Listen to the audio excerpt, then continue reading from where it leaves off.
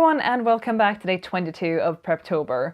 Today I'm here to urge you to write yourself some inspirational notes that you can open and read in November.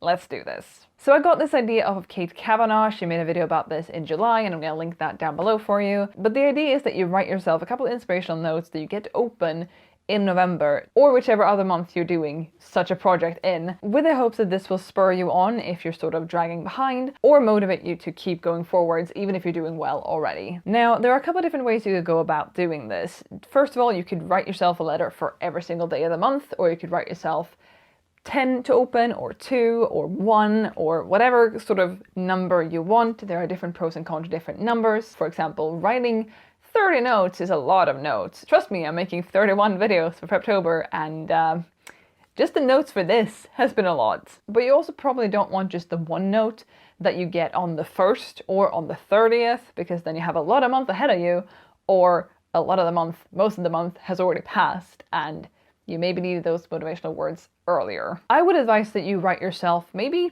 3 notes, maybe one for the 10th, the 20th and the 30th.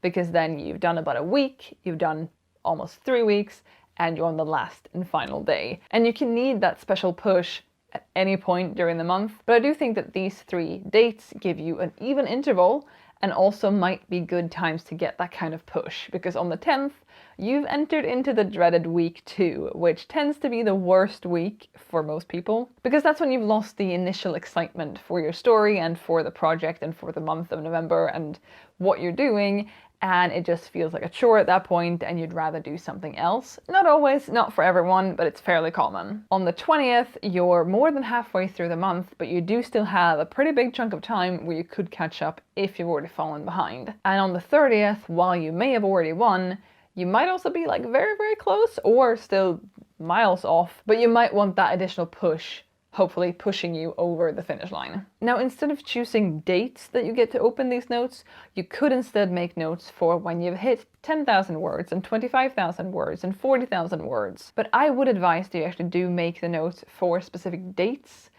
because the dates will always come around, but you might never hit 45,000 words.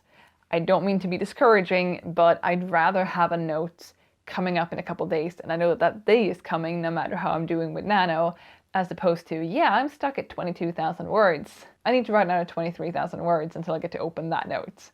I think that's how I'd prefer to do it. It's individual, you do what works for you, but that would be my tip. Now, these notes are supposed to motivate and inspire you. They're not supposed to make you sad, and they're not supposed to make you feel bad about where you're at in your progress. So preferably write things like, you're doing great, keep pushing through, you got this, etc. Instead of, oh, I hope you've hit this point, and if you haven't yet included this, you're bad at what you're doing.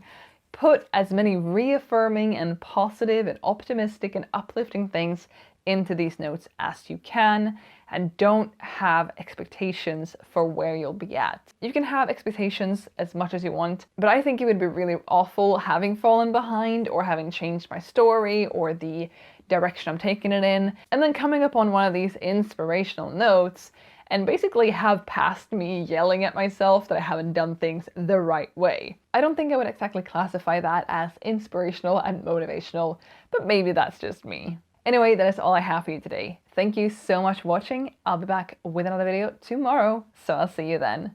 Bye!